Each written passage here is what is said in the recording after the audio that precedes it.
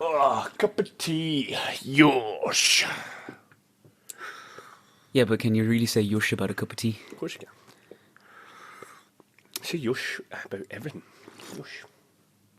What does yosh actually mean? Well, we know what it means in Japanese. It means like, come on, Okay. yeah, awesome, Okay, let's go. let's do it. Okay, yeah.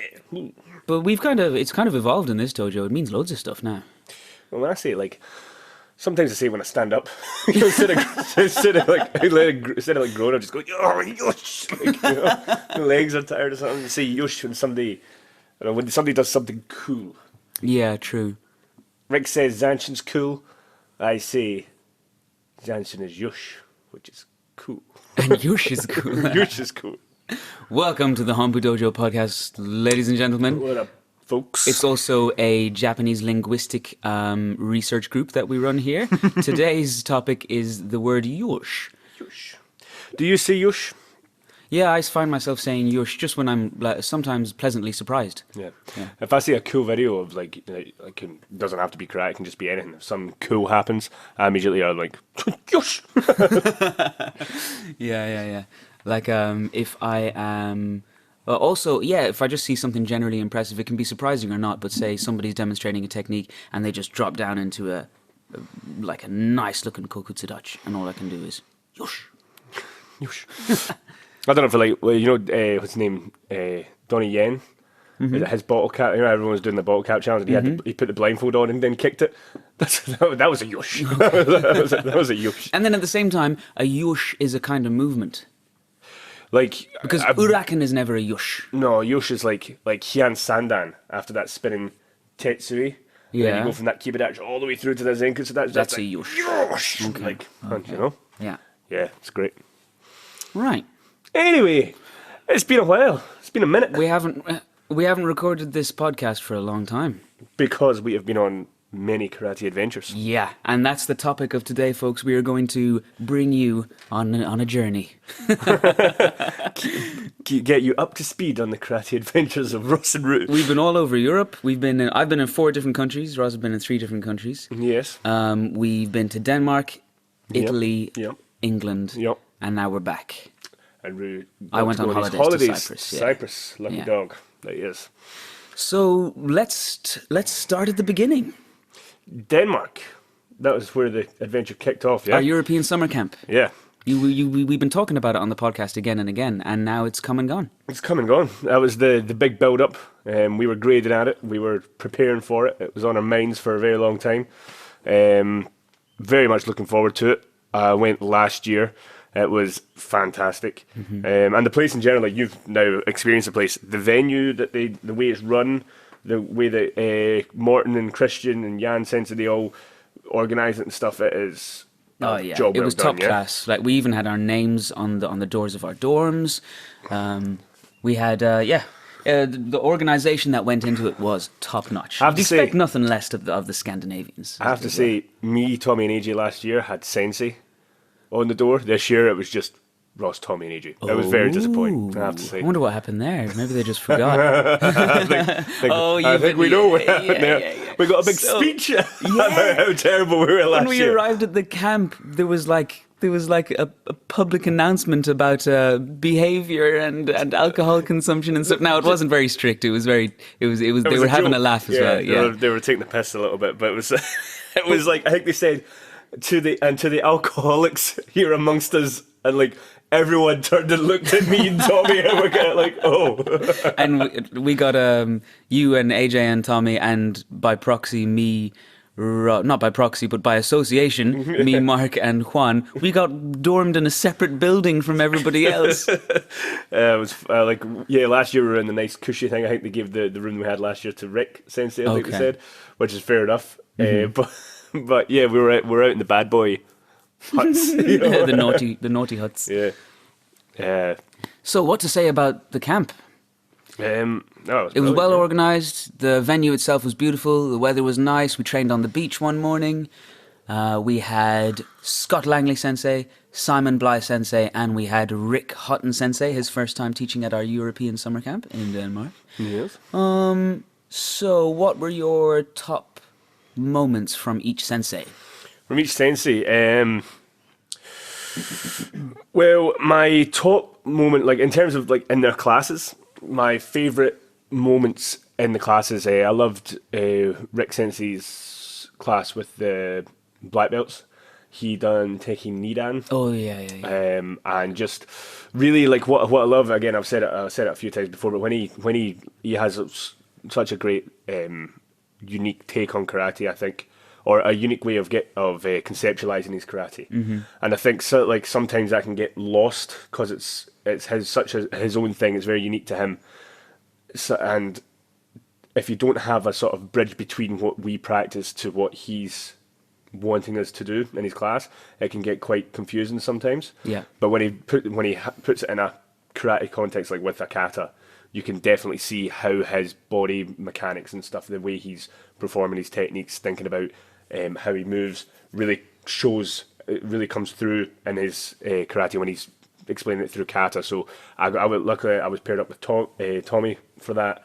We were having a lot of fun doing the exercise that he was given, and then trying to play around with the stuff that he's talked about previously before, trying to, as best we can, imitate his style of movement and stuff and apply it into what he was teaching, which was great fun, man. It was really good, really enlightening. It was excellent. So that was my favourite part of Rick Sensei's class, was just being able to see his body work within that kata, and then try and understand, and it helped me understand it a bit more, and then try and apply what he's doing.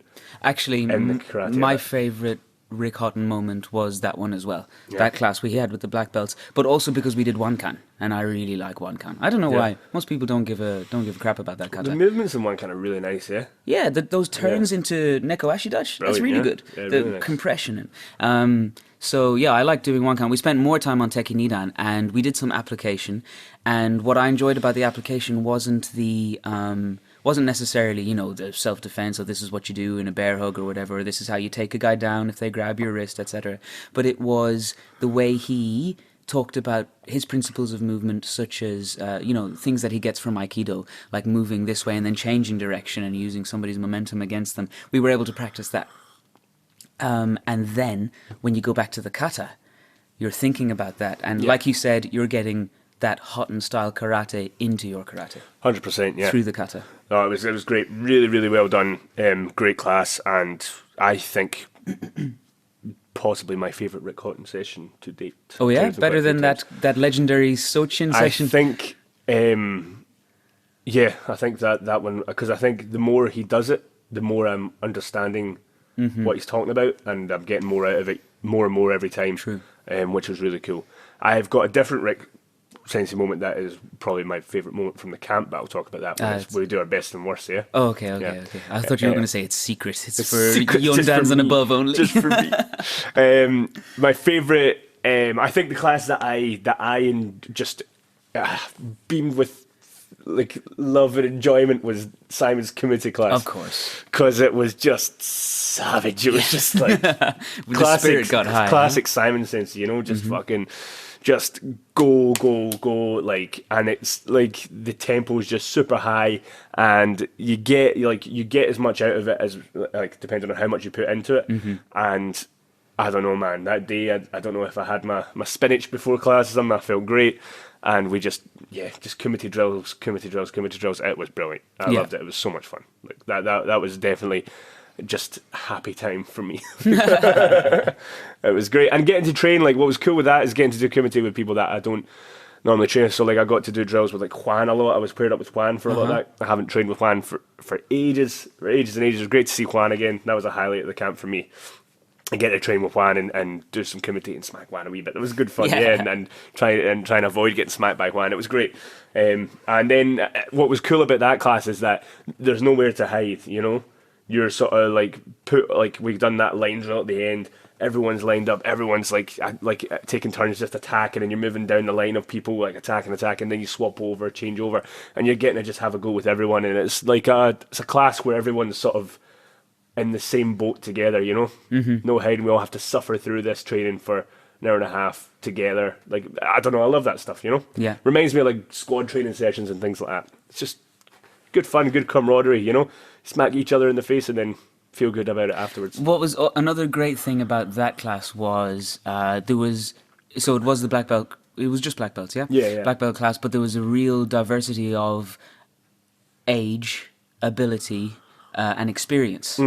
But everyone, no matter who they were, no matter where they are within the spectrum of those three things I just mentioned, they were doing their best. We had Christopher Uren, who is, he certainly can't move about like I'm sure he used to, but man, oh man. He was getting stuck in like that, Yeah. and that's the beautiful thing about it. Like, that's, if you were to look at that class on paper, you'd say, oh, there's no way that's for anyone, over the age of 40, like if you were looking at the pace and the sort of drills and stuff we were doing. But you had Christopher Uren, like, I think it's his wedding anniversary today, happy wedding anniversary, Yep. Christopher.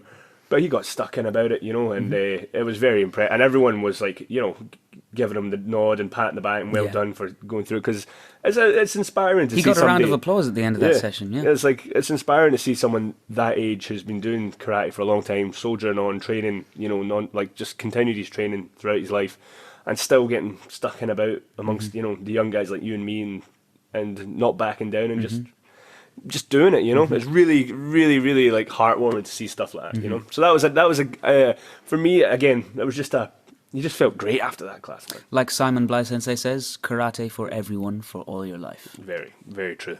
My favourite Simon Bligh Sensei moment was actually not that class. I loved that class, but it was the beach class. The beach class is fun, yeah? Yeah, so you guys got to train on the beach 3 times last year, but the weather wasn't so good this time, so we only got to do it twice.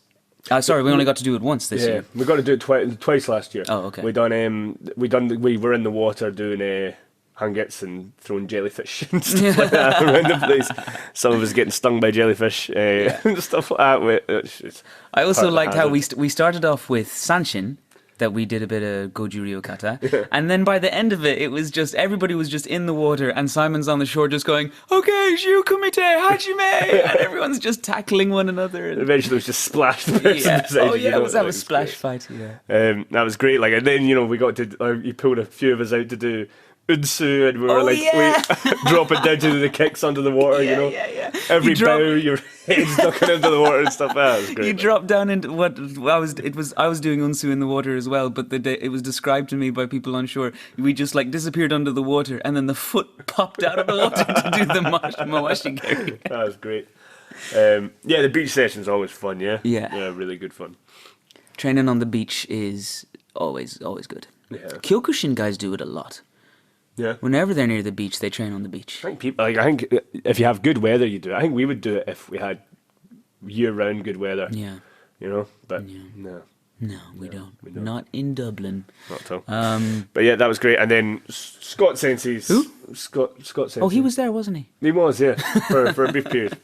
But Scott Sensei's classes, I think... his class with Unsu was excellent, yeah. I loved that. We train with Scott all the time, so we're used to his... move on. we're used to his teaching style and stuff, but he pulls out the bag in seminar and when he needs to, yeah. Like, he sure does. Even when you think we're used to him, his mode, he switches it on seminars, and his Unsu class was just, I think, perfect teaching. I thought, like, that is how everyone should strive to teach like that. It was fantastic. Like, not only because, as always, his classes are really well structured and thought out, but each session built up to that kata. Like, he done Unsu, and each session was, he done like a Kihon session, he done a Kumite session, and then he done Unsu. But the Kihon and the Kumite, the principles were the exact same from the CAD. So he took the principles of Unsu, managed to put them in a Kihon context, managed to put them in a Kumite context, and then showed how it applies in the kata context. Yeah. So he bridged it. Like, people talk about the 3Ks and how they should never be thought separate, they should be thought as the same thing. He demonstrated that throughout the whole camp. Yeah, it's exactly brilliantly, what he I did. thought. Yeah, the really, three classes kind of built up to one another. Yeah, it was really cool. Yeah. But I liked that he... one thing he was repeating, one of his mottos was, be strict with yourself. That was during the last session, I think. He wasn't... like I said, there was a variety of ages and abilities and stuff, but he wasn't going easy on anyone, and he was being quite strict. So strict with the things that, like just the certain things that don't really require athleticism or high ranking grades. Just be strict with what I'm asking you to do something. So be strict and good point. Do that thing. Yeah. Very much like what I go on about all the time when what frustrates me in class is when someone tells you this is important, try and do this, and then they forget it. It's like it's the frustrating thing. But like I thought Scott Langley's class was brilliant. Funny bit in one of the classes was when we were trying to do a flow drill from one to the other, and nobody could do it. And I can't remember who I was paired up with. It was Tommy. No, it wasn't Tommy. That's the funny thing. It wasn't Tommy, and we'd never done this drill before. And we were going back and forth, and he was going crazy. He was going. Scott was going crazy. Scott was going crazy and stuff. And then he went, "Yeah, mate, like Ross, Tommy, out." And he's "Do it." And then when I change direction, when I say like change, and he's like, "Guys, I've never taught them this before, but just listen to me and do as you're told." I was like, yeah. I was like, oh, it was so funny just seeing him get a wee bit irate, lose his cool a little bit. But that was funny. All in very good humour. Yeah. So those are our 3 best moments from each sensei. Are we going to do a best and worst from? Oh, we should talk about the gradings. We should talk about the gradings. As we know, the road to Nidan and Yondan that we've been talking about for so long has been travelled. It's over. It's done. Yep. And we both failed. The clearing at the end of the. No, we didn't. No, we both passed. Yes, well done. Us. Well done, you.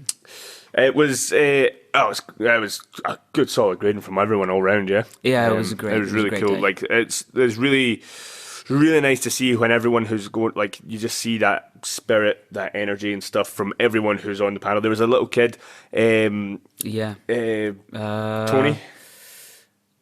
Tony, Johnny, it's Simon Bligh T. Sensei's Oh my god, I feel student. so bad. Here, you talk and I'll look him up. But he was up doing his shodan by himself. I don't think I've ever seen someone go for their shodan by themselves before. Certainly not someone that young. And he was up there blasting his Kihon. You went out with him and done his Ju Kumite with him.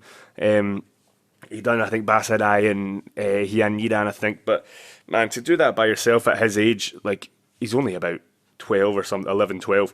It must have been so scary. Hats off to him, because he done a fantastic job, and that sort of set the mood, I think, for everyone. You seen that little guy getting stuck in. Sort of gave us a sort of little boost. Okay, here we go. And then next it was you guys. There were 4 of us going for Nidan. Yeah, 4 of us going through, and they smashed their key on. It was really sharp, really fast, really really good. Matthew was pretty impressive. Pretty inspirational, actually. Like Matthew, who is a little bit older than the rest of the guys that were going. Moving with the same spirit, like trying to keep up with the young lads and stuff, doing his best, and that really came through with his Kumite, because he just got stuck in. He had like 2 or 3 combos that he just rinsed and repeated over and over again, but they worked, man. They covered the distance. He put everyone on the back foot at one point. Really nice. Your Kumite was very nice. There was a lovely part when you and Juan are going back and forth, and Scott's asked for like one more time, and you could see twitch, and then as soon as I think Juan came in with Washigiri, as soon as he lifted that leg up, you covered the distance, bam, fucking sunk it into him.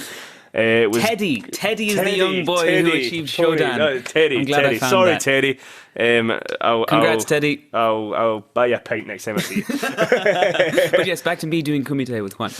And just like lovely to see, like, covering the distance, sinking the punches in. It was great. It was like at least I managed to do the things that have been drilled into me in the last few months. I was just about to say the stuff we've been screaming at you for the past 6 months. It was cool. It was really nice. Thanks. Katas went really well for you guys. Juan's kata in particular was really sharp. Yeah, with the knee downs. He was very good at kata. Yeah, looked really sharp. Really nicely done.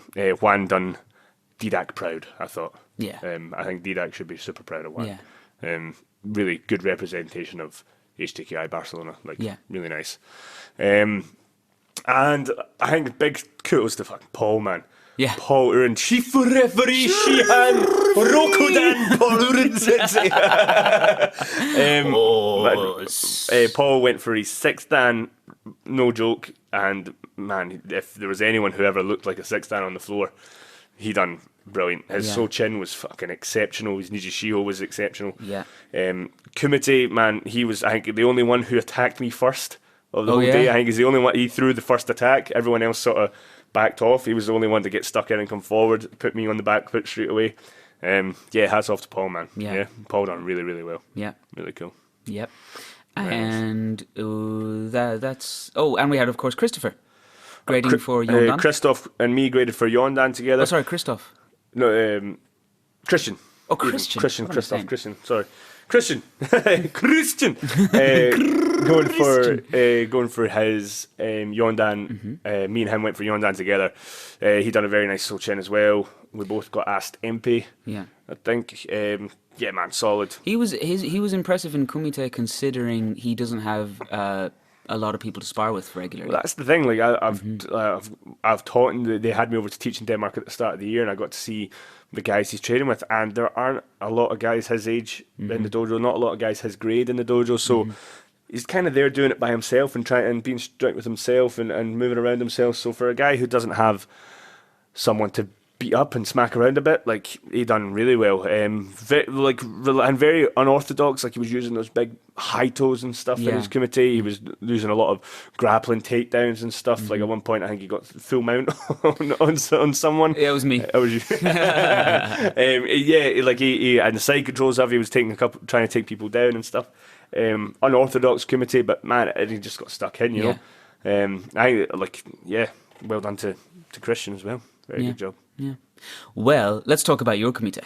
My kumite. So, obviously, well, it's been said, and it's been kind of the usual story is that Ross is the kumite guy. I think that's changing.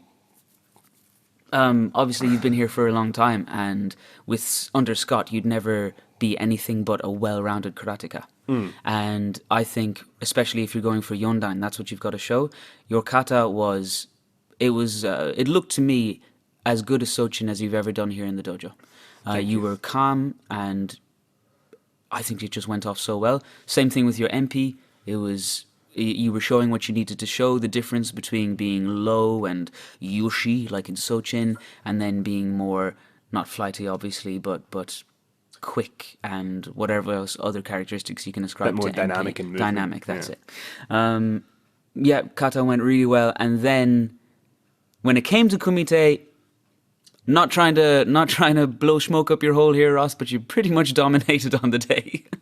Kumite, like I say, kumite, man. Yeah. It is the thing that I'm best at. Like, even though, like, I think I'm becoming more well-rounded overall, I think I still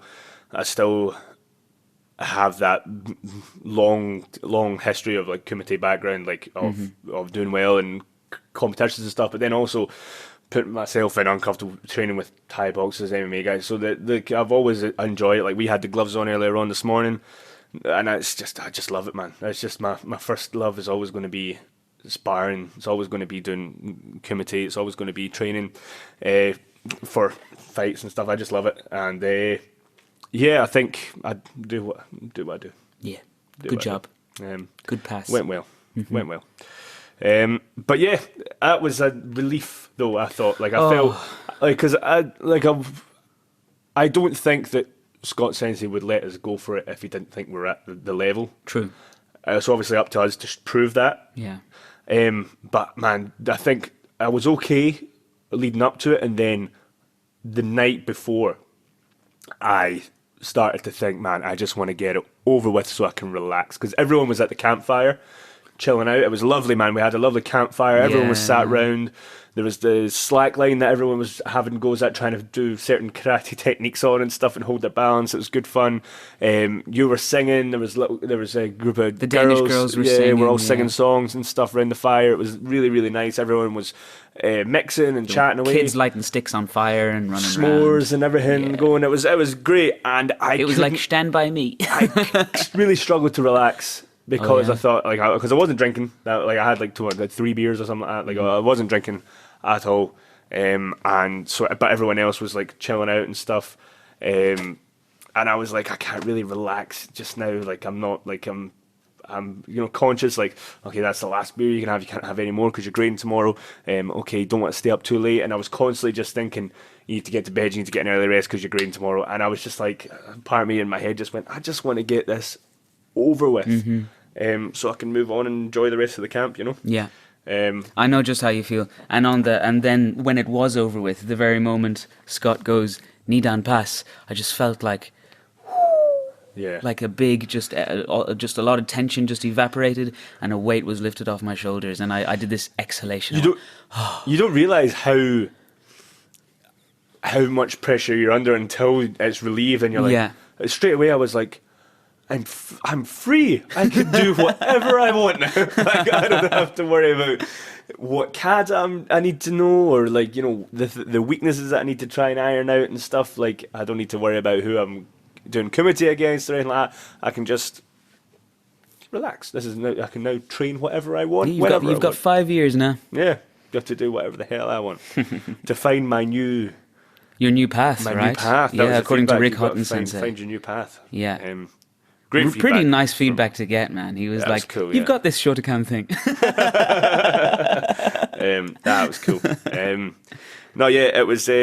No, it was really nice. That being said, though, as much as I was worried about getting a good night's rest before the grading, I couldn't. because of my dear friend, Tommy Sensei, unlike me, was not worried about drinking too much or getting a good night's sleep. Yeah. And he, let's just say, done what Tommy does when he's let off his leash. Just interfere with young boys who are trying to get a good night's sleep. Let's just say it wasn't an early night for me. It was a very late night because someone kept doing kata and kumite in home. Him and AJ knocking lumps at each other as usual. That would be all very funny. But there's just a stream of private videos that will not be made public, but videos of me shouting, giving him abuse, saying I'm trying to get to sleep, let me go to bed, and him attacking me or attacking someone or doing unsu absolutely legless, which is quite funny. Very funny, but at the time very frustrating. But that was good. Yeah. It was a good laugh. And then after the gradings, we did have a good party. Oh, we had a great party. I mean, I have to say, you, Sean, like the bog down in the valley, oh man, and all the singing. Ru got up on this big table and just started performing as he does, and it was the coolest thing he's ever done. He just got up and a cappella all these songs, and he got the whole place clapping and roaring, and I started the chants, Ru, Ru, Ru. It was great. It was great fun. There's pictures of me up on the table with a bottle of whiskey in one hand and just singing songs. But I'm like, people really liked that song, "The Bog Down in the Valley." It's a great one for having the crack, That's brilliant. For getting the. Do you know it by now? There's a nail in the heel. You have to sing it. Oh, there's a nail in the heel, and the heel in the shoe, and the shoe in the leg with the flea in the feather, and the feather with the chick, and the chick in the egg in the nest, and then to the twig, and the twig, and the branch in the tree, and the hole, and the bog, and the bog down in the valley. Yosh! Irish citizenship, please. Yeah, that's your test. You passed. Well done. Give me that Irish passport. Good job. Yeah. It's been stuck in my head all summer. I can't get it out of my head. It's ingrained. So then the next day, feeling very, very rough, I was the last man on the bus. And we... Last man off the plane, last man on the plane, last man on the bus, last man off the bus. I'm never in a rush when I'm traveling. We headed to... Well... Most people headed home. You and I headed off on another karate adventure. We went to Trieste. Yeah. Trieste. To train with Paolo Bolaffio. And let us tell you, folks, it was... amazing. Revelatory. It was very cool. We had our minds blown a few times over there. Yeah. No, it was excellent. Trieste itself, brilliant place. We got to go swimming in the sea. It was like a bath, man. It was so warm, especially compared to Denmark. The people were Italian and cool and beautiful, and we went to see this castle that was the last home of the the Venetian. No, The Venetian? No, No. the Austro-Hungarian emperor. Yeah, Yeah. Austro-Hungarian Emperor, that's right. That was stunningly beautiful as well, the garden and stuff there, and it was like something out of fairy tale. We saw a lot of sights. We ate a lot of pizza. Food was great as well, really nice. But the thing we were there for was the training, and the training was brilliant. We could do a series of podcasts on Makoto Kai and Paolo Bolaffio, but we have to try and condense it and try and tell the people what Paolo's about. So, just give the people.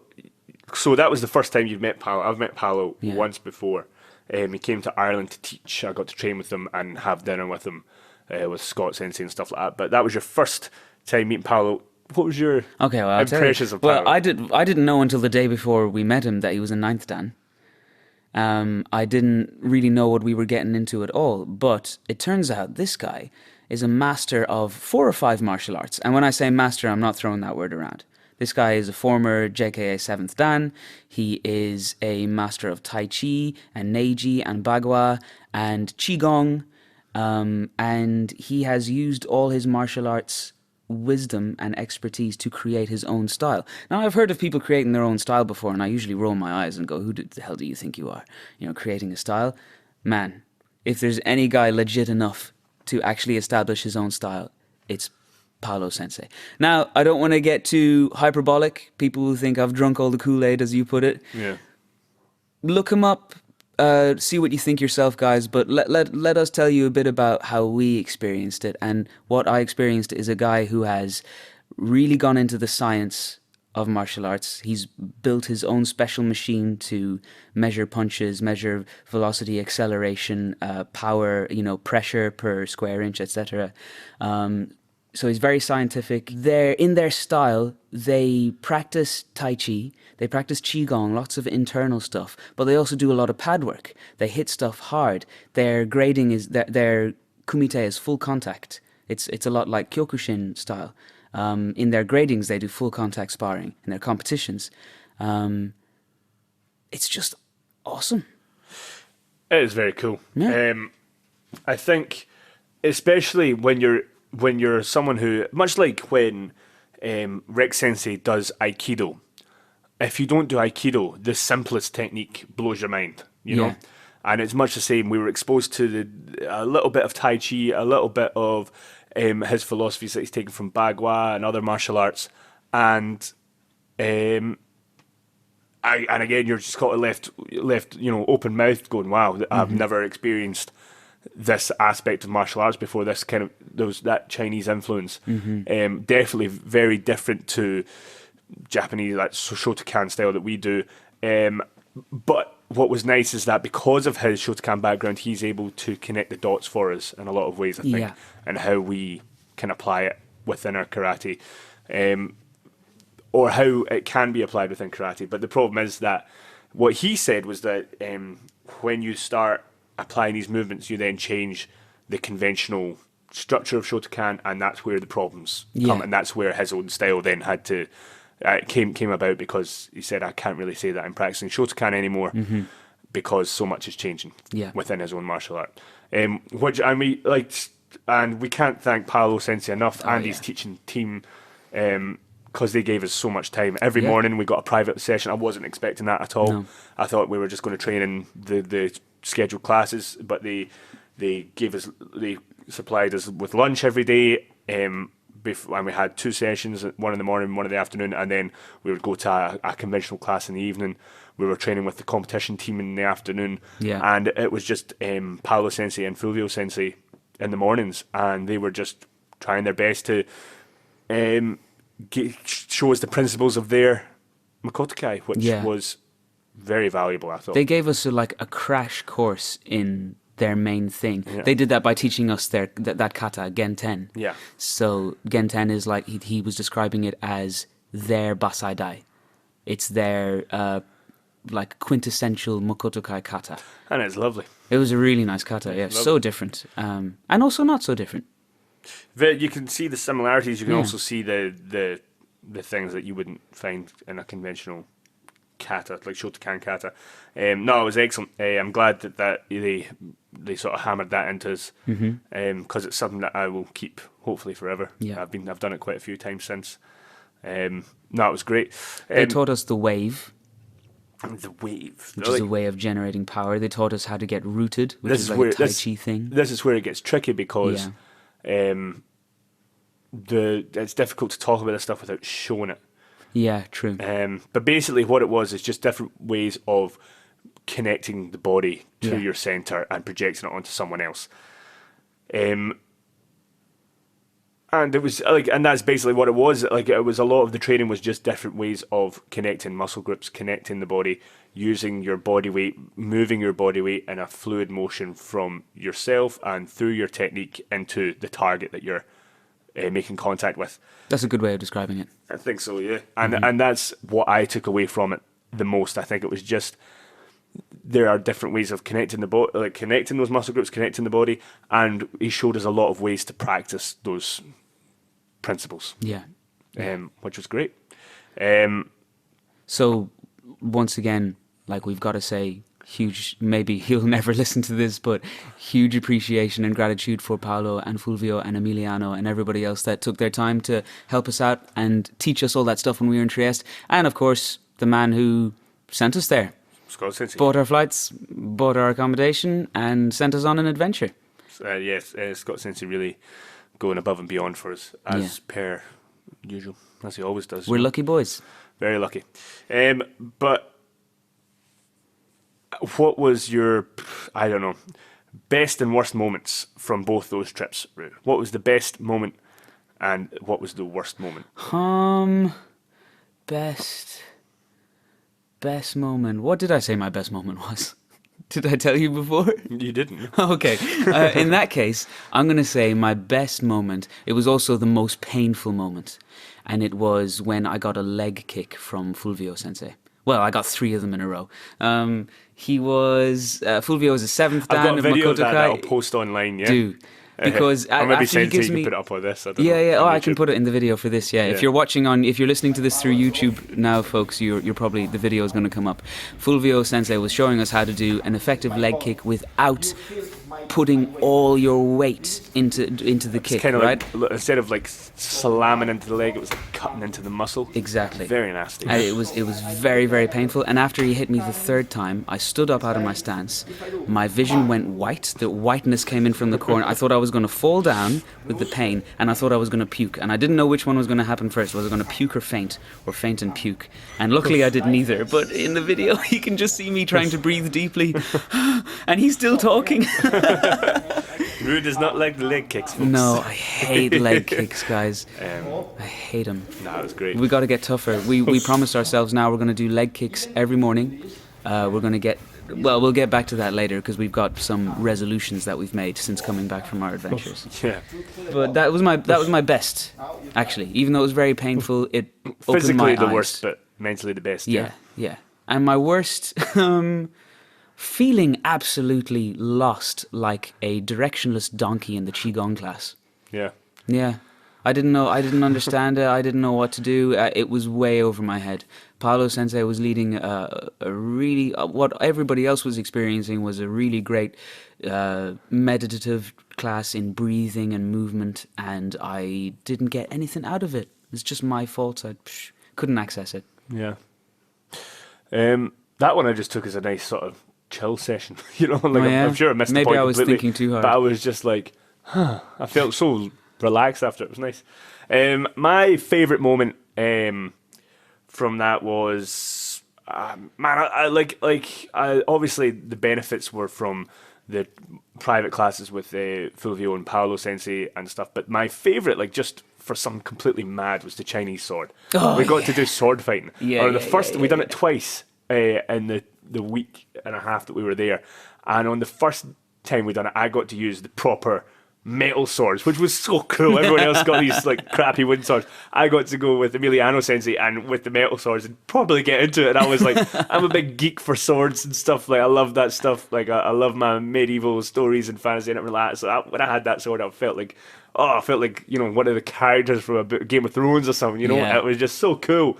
And watching Paolo Sensei, man, we were sitting down at lunch at one point, and he's like, Ross, I could shave your beard with a sword. You know? And I was like, I believe you, because he's so good. Oh, he showed us his collection of swords as well. He had swords that were as big as me. That was so cool. He had all these mad swords, and then 2 proper lightsabers at the end. Oh, yeah. He was showing us all these traditional sword stuff at the end, but the most important ones, and he gave us like the red and blue lightsaber. We started straight away, like, didn't even like, forgetting that we're in his office, forgetting that he's trying to show us like all these cool things and talk about martial arts. We immediately just went. Yeah, It was great. Great crack. And the worst moment was I don't know, this man, like, coming from that such a high of getting the Yondan and getting told you need to find your way, and then like arriving there and feeling like a white belt again, which is, again, I mean, it's a great thing. It's what it's all about. It's a great thing. But that was definitely, on the first day of that, I was kind of like, I thought I've achieved something. Yeah. And I just feel like I've taken 10 steps back, you know? Like, it was kind of demoralizing a little bit, but in a very inspiring way. Everybody knows that those moments are important for progressing, for carrying on learning. Your only, wisdom is acknowledging not what you don't know, right? Absolutely. Yeah. So, do you have a best and worst for Denmark? Best Denmark. I'll go if you want. You go. So my best moment was actually that was a very secret. This is what I was talking about with Rick Hotton Sensei. So first night, everyone went to bed relatively early because we were up going to the beach at 7:30 in the morning. So everyone was we'd been traveling all day and stuff. But the other person who'd been traveling all day was Rick Sensei. He was arriving late, so it was midnight before he turned up. And myself, Tommy Sensei, and 1 or 2 others were still up chatting away, and we thought we'll wait for Rick Sensei to arrive, so he's not just arriving to a bed, he's arriving to people waking up to chat to him. And we got Rick Sensei to ourselves for like 2 hours and got to quiz him on karate. Nice. And we got it was basically a private session with Rick Sensei, which was really, really cool. Just stealing as much information, just sort of like, just like a magician with a handkerchief, just constantly raveling more and more, like, just juicy details and his thought process and his explanation, stuff like that. That was really cool. So I think AJ filmed I don't know, like a 9-minute video, which was a small portion of the conversation, but it was just us two standing up and him doing a technique, and then us trying to do it, and then him correcting it and showing us how he was doing it. Really coaching, yeah. Oh yeah, it was like I said, like a private class with Rick Sensei, which was really cool. That was my favourite karate moment, shall we say, from them. I also had a lot of fun celebrating the Yondan and getting merry with all my friends. Yeah. Scott Sensei saying he was proud and stuff. Really tear to my eye. Yeah. Well, that's not. No, he said, "I'm sure your Sensei's proud of you." Is what he said. He would never say it directly, but he said in a roundabout way. No, that was cool.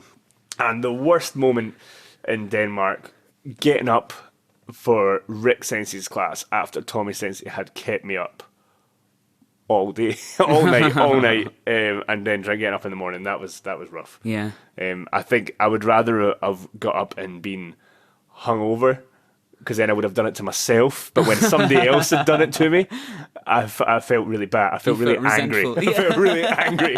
So yeah, that was maybe the worst moment of the camp, was getting up for Rick Sensei's class after Tommy had kept me up all night. Nice. Okay, my best and worst from Denmark. Best would be just the general vibe and atmosphere. It was a real.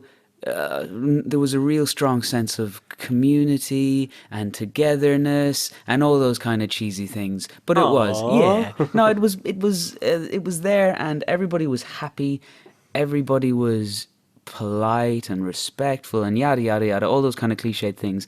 But there was the party the night after the grading, and there was someone recognized my voice from the podcast. Yeah, it was Nina, I think. Oh yeah. Yeah, because we were going through passport control in Denmark, and it wasn't just my voice. She knew that I was called Rue, because Scott calls back from the front of the line and he goes, "Where's Rue?" And I was like, "I'm over here, Sensei." And then she turns to me and she goes, "Oh, you're Rue. Oh, we've been listening to the podcast." And I felt like a celebrity. And you know what she said? "It's true, you are quite small." Yeah. So that was lovely. The worst was I called it a night at some stage on Saturday night, very, very drunk. Party night. Very, very happy, and went to bed. And then, I don't know, I was passed out, and don't know how long later, but a gang of ruffians entered my room and pounced on me and beat the crap out of me as I was trying to sleep. We wanted you to show your new Nidan skills, of self-defense. But you slept through it, like, I don't know. I don't really, smacking I don't really remember what happened. Good times. Yeah, fun. best and worst. That's it. So now that, we'll end on a good note. Yeah, we'll save the new positivity for a good note. Fails. There was a couple of very nice fails going on on these trips. So without further ado, it's time for the fails of the week. Well, that was a good one. Thank you. Yeah, I added a bit of vibrato. Very nice. Thank you. Yes, very good. Yes, I'm a trained musician. Don't you know? So my first fail, we didn't even reach Denmark. Oh yeah. I got on the plane in Dublin to fly to London and then further on to Denmark. And it was as you were walking up the aisle to your seat, and I went, "Oh no, Rui, you won't guess what's happened." And it's like, "What's wrong?" It's like, "I left my sunglasses." Rui was like, "No!" They were so cool. That doesn't sound like a big deal, but if you could see these sunglasses, they were so we spent about 2 hours in Dundrum Shopping Centre picking out sunglasses. We were breaking out summer stuff, to look cool for the summer. And the one thing that I never had, I thought, you know what, I want to spend a little bit more money on a nice pair of sunglasses. Not up to 100, like Ray-Bans or anything like that, but just like a nice sturdy pair. Because before that I had pennies, like Primark sunglasses that looked okay but broke like after a month or something. So I wanted some nice, and I went and I looked around and I found like a pair of sunglasses I just loved. Now, people who are into fashion might say they're crap, but I loved them. And I was like so happy with my purchase. I was so happy with my sunglasses. And I left them back home. But luckily, in London, there was a Superdry store, and they had the exact same pair. And I went, "To hell with it, I'm going to buy them again." So I came back from my holidays with 2 sets of sunglasses. You have to understand how gutted he was, folks. Like we built up the sunglasses so much. We were going to say, okay. And when you were wearing the sunglasses, I'll say, "Hey, cool sunglasses, Ross." And then everyone will notice them. I was very excited about myself. But then I left them at home typically. That was the first fail. Similar story. Oh yeah, well my fail is nearly the same. Getting ready to go to Denmark, and when I'm traveling, I need my headphones. I need my podcast and I need my music. When I'm traveling, I'm either reading a book or listening to something, and I'll go crazy if I don't have that. And I couldn't find my headphones anywhere. My lovely, expensive headphones, spent about €110 on them. Yeah, €110, and I'd lost them. Typical me, I lose everything, and I was so pissed off with myself because we'd so much travelling to do in July. In July, I took 8 flights. So I was so frustrated, got to London, and in the duty-free, I bought a new pair. £100. They're nicer though. These ones are nicer than my old ones. They're JBLs, and I like my my sound gear, my nice headphones. I'm not a massive material gadget person, but I gotta have nice music. And then, so I had those for all our travels. I had my nice new JBL headphones, and just last night, we were in the pub, and I was staring into space, I suppose. You and Raoul were having a chat about something, and I looked up at... being fertile. Yeah, let's not go there. Let's not tell the people what that's about. But I was looking, and something caught my eye from behind the bar, and way up on the top shelf, it was a little lost and found. And I thought, those are my fucking headphones. And they'd been up there for about 6 weeks, and someone had even put a little note with my name on it. And I have no idea who it was or how they knew my name. But yeah, I got 2 nice pairs of headphones. Yeah, that was a fail. A pretty big fail, yeah. Big fail. And then the so those Trieste fail. Yeah. Have you got your trieste fail, or will My I go trieste first? fail was, again, like my massive ego. Oh yeah, Uh, my taking a big hit. I took a big smack when the lovely Desiree, who is a world champion in knockdown karate, whether it's Kyokushin, Makoto Kai, I'm not sure, but yeah, tough. And we were doing pad work, and I like to think I hit and kick quite hard, and I'm tough and all the rest of that macho nonsense. This young woman came in and was smacking the pads every bit as hard, taking leg kicks like they were nothing to her when it was making me wince in pain. Yeah.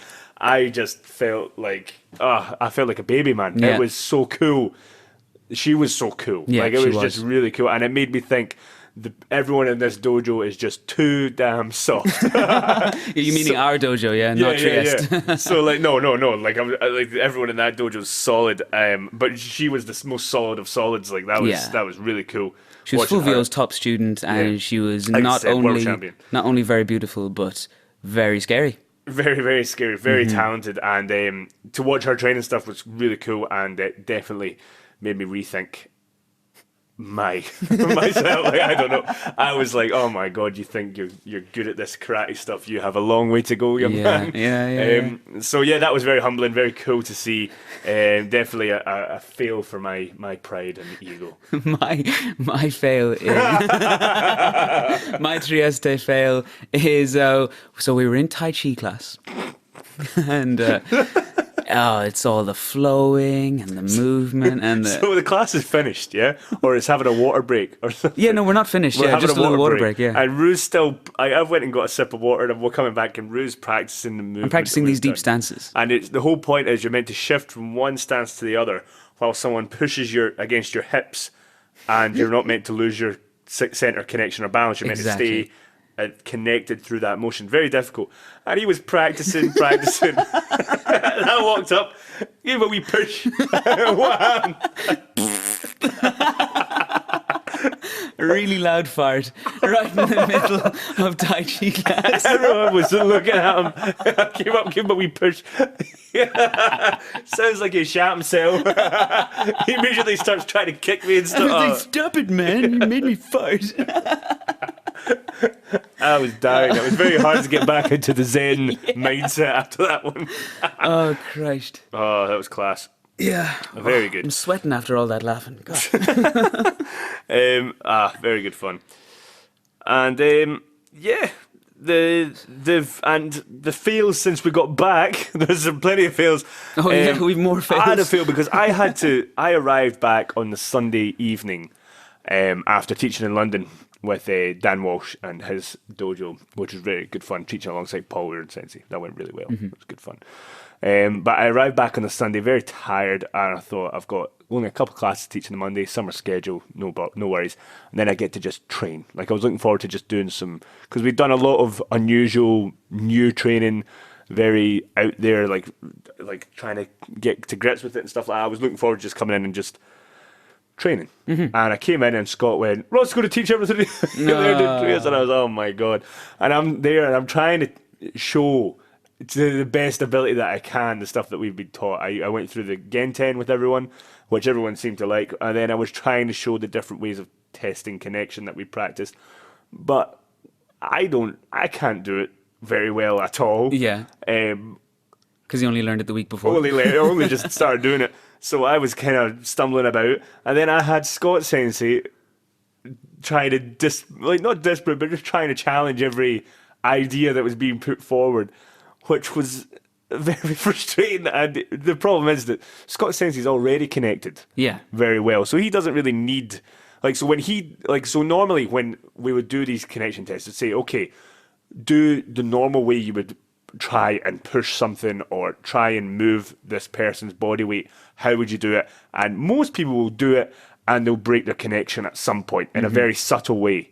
And Paolo Sensei will make you do an exercise, whether it be breathing or a certain movement with your body, in order to connect the muscle groups and allow you to push forward. Scott Sensei is already very connected, so when his average movement to try and move somebody is already connected, so nothing would work with Scott Sensei. It was very frustrating. And that was a fail. Like, I was just like, I already feel like a white belt. Don't now make me think that everything I've learned is just nonsense. Like, get away. My fail since we got back is just... So I went on holidays after Italy. I spent a week in Cyprus. I wasn't sedentary or anything. Did lots of swimming, a bit of hiking. But as soon as I came back, there were some really tough sessions that you were putting us through. And I feel... Because everyone's too damn soft. Well, we'll get to that. But I felt so unfit. And right now, my hamstrings especially are on fire all the time. Everything is sore. Everything is ouchy. And I need to get stronger. And I need to get fitter. And we all need to get tougher. Right, Ross? Yeah, man. Everyone needs to get tougher. Yeah, like I'm taking steps. I'll be going to John. I started going to John Sensei's dojo. Just for some different type of training. To do some Kyokushin. Do some Kyokushin. Just not because we don't train hard here, it's just a different kind of... Like Mark said, Mark came with me, Mark said it nicely, he said, it's a different kind of pain. Oh, yeah. Which I think is a very nice way of putting it. It's just something a bit different, put you out your comfort zone a bit. I think I want to put myself out of my comfort zone a bit more. And training with those guys on a Sunday seems to be a good way of doing it. They were very nice. It was very cool to train with those guys. Again, something a bit different.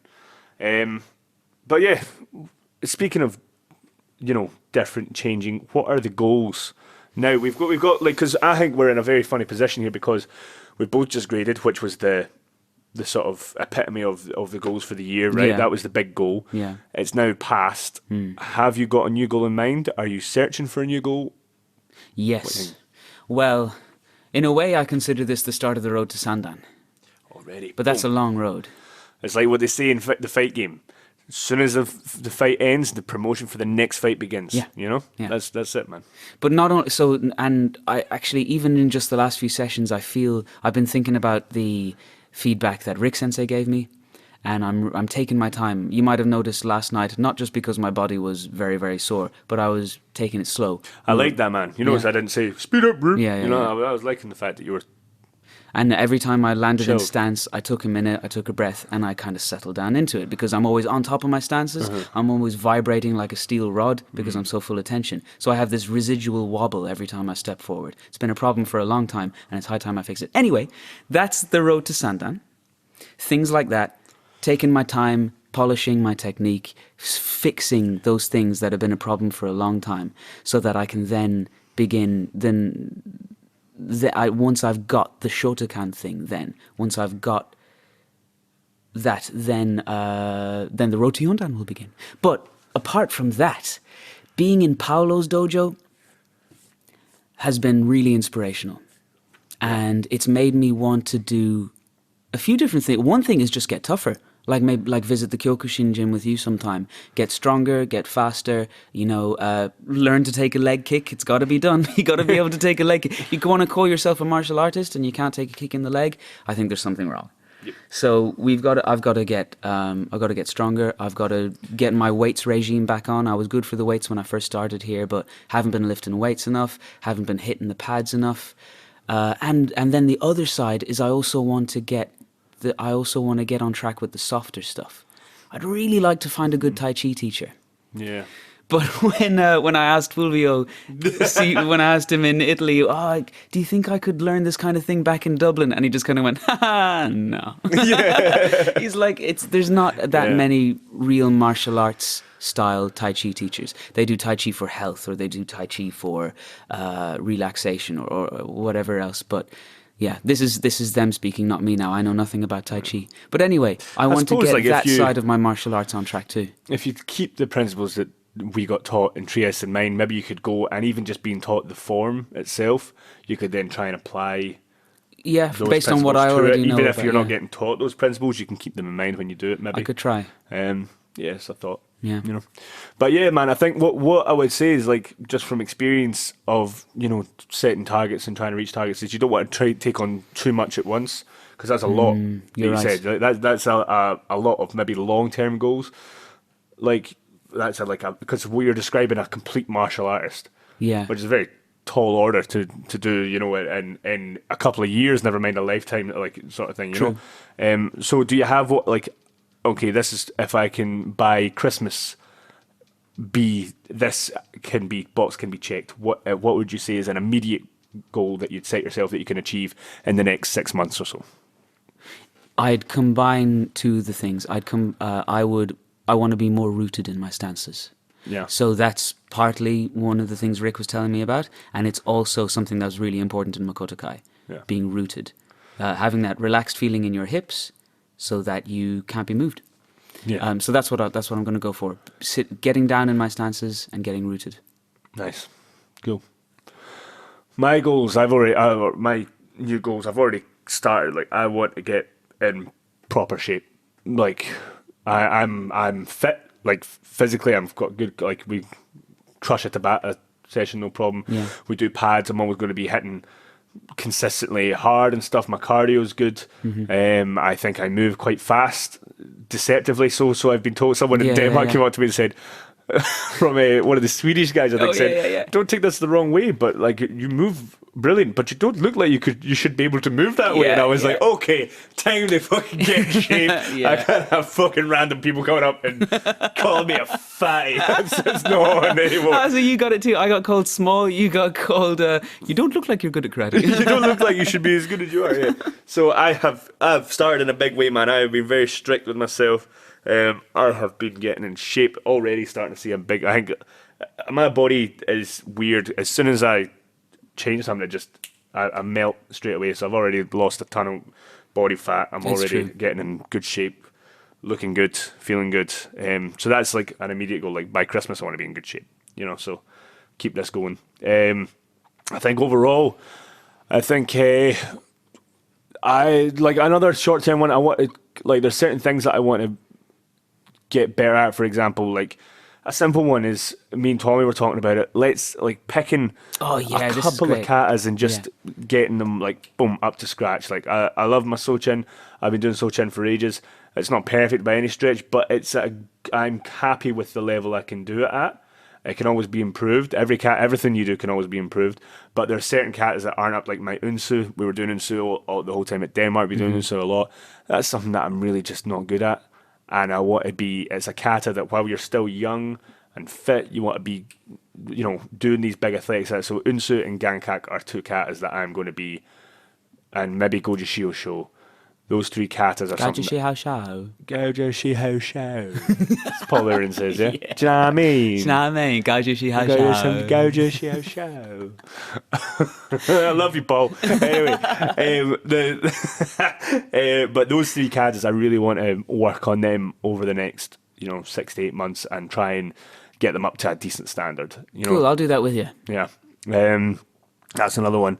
Long-term goals, there's so much, there's so much to take in, man, because what's very interesting with training with Paolo is that, and because I trained with Steve Ubo Sensei at the start of the year, and I trained with Paolo at the middle of the year, maybe I'll train with someone else who's magic at the end of the year. Yes. But they are both at opposite ends of the spectrum of karate and have both made it work to a very extreme level. Steve Ubo talking about synchronized movement, explosivity, very pure form karate, and Paolo Sensei is very much about disconnect, off timing, very non-traditional form karate. So both of them are kind of meeting in the middle at a certain point with how they apply their techniques. Like Paolo Sensei, when he kicked me once when I was there, and it it went black straight within that evening. It was like massive, and then Fulvio kicking me in the same spot. It wasn't that nice either. But so I mean, he could obviously make his karate work. Steve Ubo Sensei obviously can make his karate work, and you've got these two polar opposites. And I think in long term, you want to be able to, whenever I train with, if I ever get the opportunity to train with Steve again, I want to be able, at some point over the next, 5-10 years, be able to, if I'm training with Steve, do Steve's karate. If I'm training with Paolo, do Paolo's karate. If I'm training with Rick, do Rick's karate. I want to be that, my ultimate goal is to be the person who can move within the spectrum. You know, Yeah. like I think that would be obviously the perfect thing. Would be okay. I'm training at Makoto Kai in Trieste. Here's how I'm going to move exactly the way Paolo and his guys move. Okay, I'm now going over to San Francisco and training with Steve. I'm going to move the exact same way Steve does. Yeah, no, Man, you might think that's- never, yeah, this might never sounds- happen. But that's what I'm saying. Like that's not an immediate goal. That's not a goal that can be done in a year, 2 years. That's a way Lifelong off. thing, yeah. That's the lighthouse in the distance Yeah. goal. But I want to try and always be working towards that. So goals is just to get better at moving when off timing and disconnect, and also be able to synchronize, like get that hip and hand firing at the same time. Like that's simple. It sounds simple, but almost impossible. Yeah. Like Rick does it. I've noticed. Yeah. When he punches, his hip and hand move at the exact same time. However, there's a lot he does, which is a lot like Paolo Bolaffio. Yeah. The wave. Rick does a lot of wavy stuff. Yeah. A lot of yeah. And what's funny is with Rick's karate, I think Steve Sensei would say Rick doesn't represent his karate at all. And Paolo Sensei would say Rick doesn't represent it. So Rick's got his own thing going on. Yeah. Scott's got his own great thing going on. Obviously, Scott's going to be the main influence in my karate. Obviously, I'm always trying to be like Scott when I do karate. And I think Scott is someone who also attempts to move within the spectrum. He tries to be, that person who can flow from one end to the other. So having him as a sort of guiding light to that, as a guide to the lighthouse, is super beneficial for me. But that's like the big goal, is to be able to do it all. Tune into the podcast in 10 years' Probably time, never folks. will. Ross would be like, what's the point? But yeah, a lot and we don't have no pressure for the foreseeable future. I've got a few more gigs to teach this year. I'm going to be in Sweden. Are you plugging your courses? I'm plugging my course. Okay, I'm going to be in for it. Sweden in August and October. And I'm going to be in Detroit in December. Nice. Yosh. It's going to be fun. Can't wait. Good job, man. Good job. But yeah, I think that's it. Anything to add, man? One final thing. It's the beginning of the rest of our karate lives. Shush. Glad to be back, folks. Yeah. And tune in again soon for another Hombu Dojo podcast. Deep Thank bows you. and oses. Os.